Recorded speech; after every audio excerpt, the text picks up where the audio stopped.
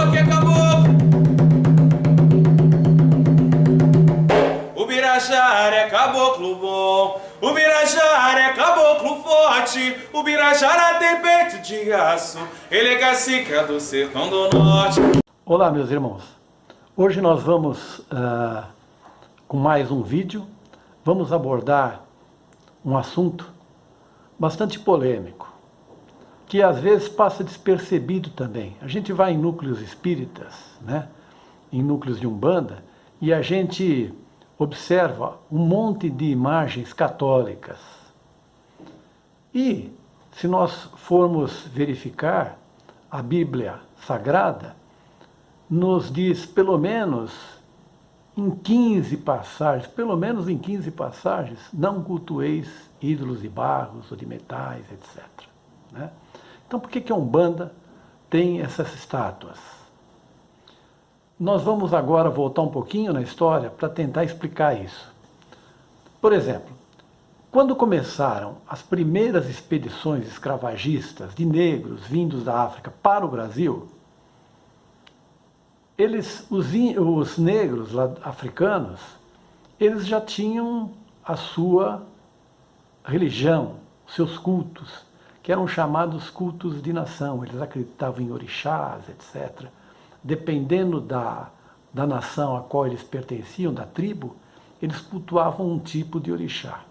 Bom, eles foram aprisionados e trazidos para o Brasil como mão de obra forçada, como escravos.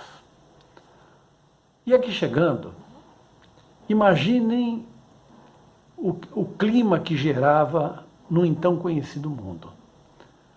A Europa, mais precisamente, de uma maneira mais incisiva, a Espanha, mas principalmente Portugal, estava em pleno período da Inquisição, da Santa Inquisição, né?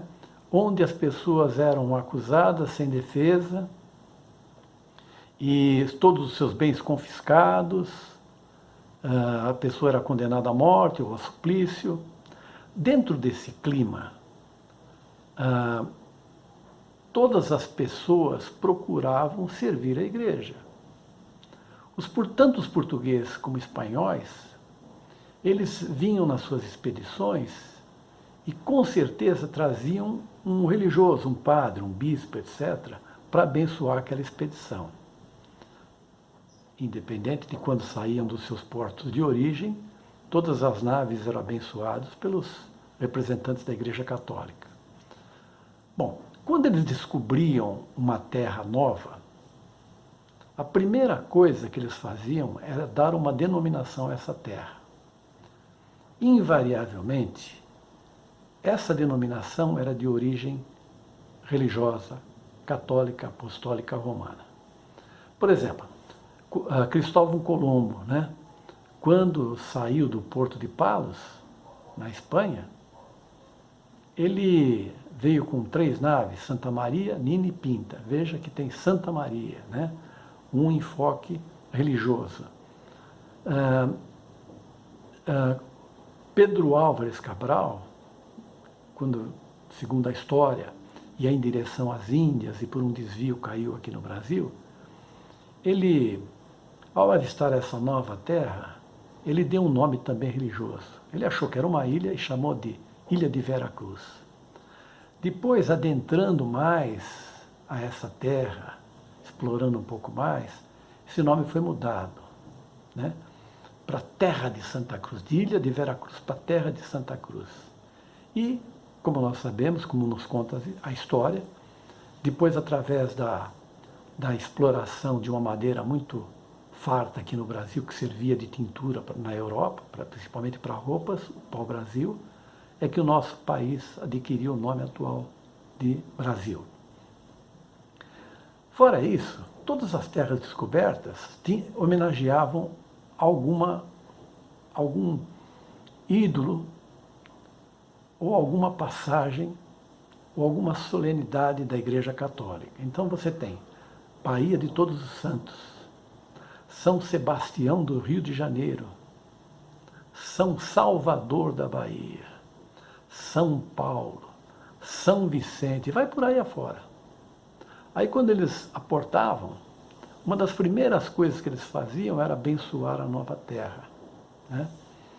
No nosso caso, a primeira missa foi realizada pelo bispo Dom Pedro Fernandes Sardinha, né? Depois vieram outros catequizadores, como principalmente aqui em São Paulo, como o Padre Anchieta, Padre Manuel da Nóbrega. Isso tudo para dizer o seguinte: os índios, eles eram tratados como animais, eles não tinham direito a nada. Dormiam ao relento, comiam qualquer comida que os senhores lhe dessem, trabalhavam dia e noite, né, com pouco descanso. Só para se ter uma ideia, 1/4 dos escravos que saía da África chegava ao Brasil, só 1/4 chegava ao Brasil, o resto morria tudo na viagem. Então a situação era bem complicada.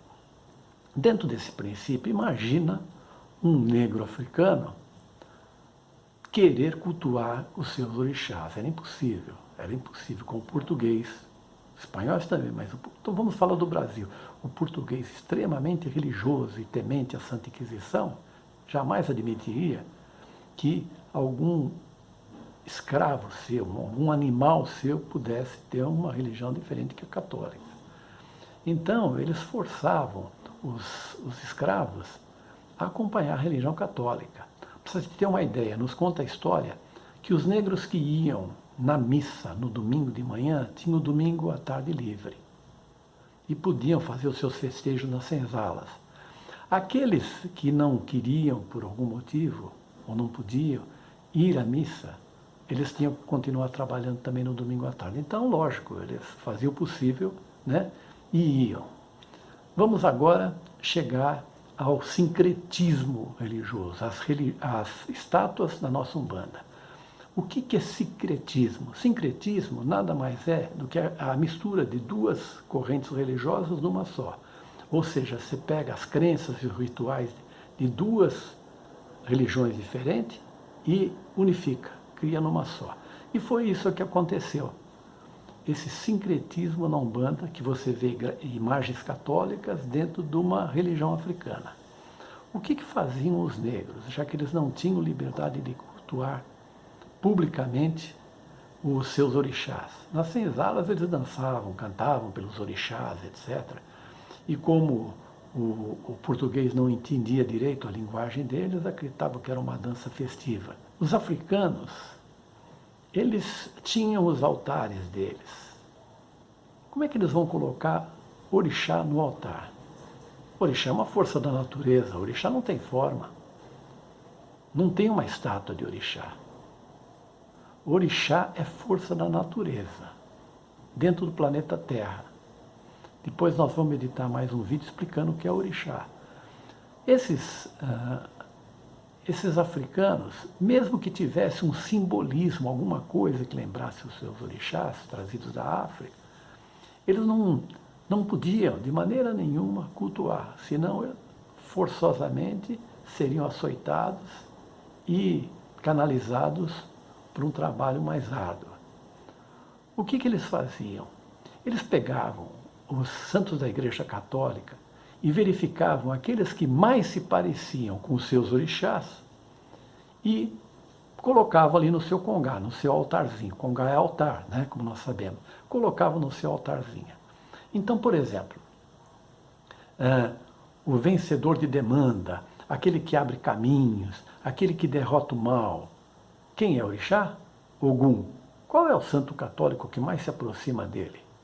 Qual é o santo católico que está vencendo o mal? São Jorge está muito mais próximo, porque ele está derrotando o dragão do mar. Então, do mal. Então, o que eles faziam? Eles pegavam uma estátua de São Jorge, colocavam ali no altar e não estavam nem preocupados com São Jorge, com a figura de São Jorge, que não fazia parte da crença deles e das tradições deles. Eles colocavam a imagem ali e ficavam fazendo um link, pensando no seu, desejando os seus orixás, desejando que a prece chegasse até eles. Você pega, por exemplo, Xangô, é o deus da pedreira, né?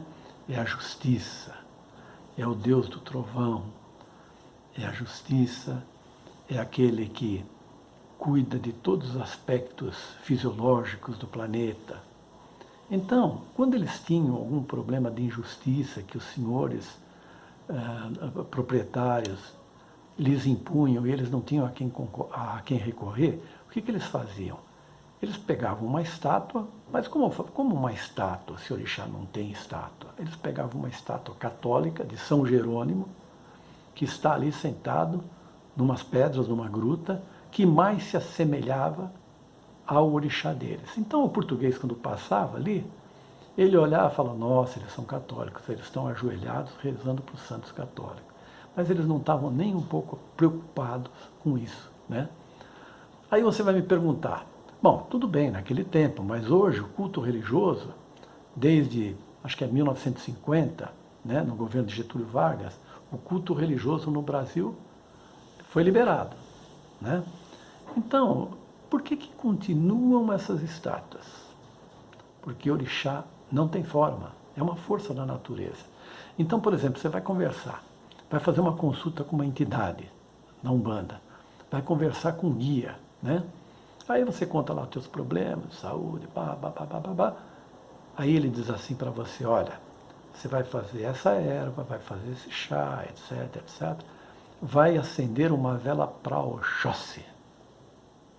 Que você vai acender uma vela para Oxóssi se não tem forma e você não tem um ponto de fixação. Você não sabe aonde se fixar, né? É difícil. Então, se tiver estátua, para nós na Umbanda, aqui em São Paulo, porque muda, né, do Rio de Janeiro e Bahia, eles, como eram tribos diferentes que vinham da África, umas acharam que São Jorge, no Rio de Janeiro, achavam que São Jorge é que era Ogum e Oxóssi era São Sebastião. Na Bahia já era diferente. Eles achavam que São Sebastião também é um soldado, que São Sebastião é que é Ogum, em vez de São Jorge. E que Oxóssi é São Jorge. Eles inverteram. Só para a gente ter uma ideia que não está definido ainda, né? A imagem.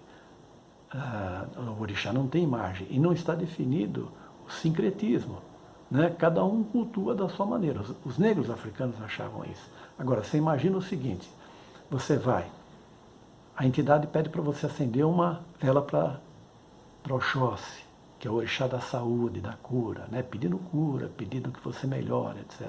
Você vai acender uma vela, como é que você vai fixar a tua oração se você não tem uma imagem? Você nem sabe o que é Oxóssi, você sabe que é uma força. Então, para facilitar isso, é que a Umbanda continua conservando essas imagens católicas. Então a entidade, de repente, fala assim, você vai acender uma vela para Oxóssi, pedindo saúde, etc., que eu vou te acompanhar, e aí mostra com o dedo, fala que ele é Oxóssi, e aponta para São Sebastião. Fica muito mais fácil dela poder ter uma concentração. É só por isso. Porque orixá não tem forma. Tem energia, é uma energia com força da natureza, né? Não tem forma. Eu espero que você tenha gostado também desse vídeo. Se gostou, dá um like, recomende aos seus amigos, né? Toca o sininho aí, porque quando tiver outras publicações você será avisado. E inscreva-se no nosso canal. Isso dá força para a gente continuar criando coisas. Um grande abraço, fiquem com Deus. O que acabou? O Birajara é caboclo bom, o Birajara é caboclo forte, o Birajara tem peito de aço, ele é cacique do sertão do norte.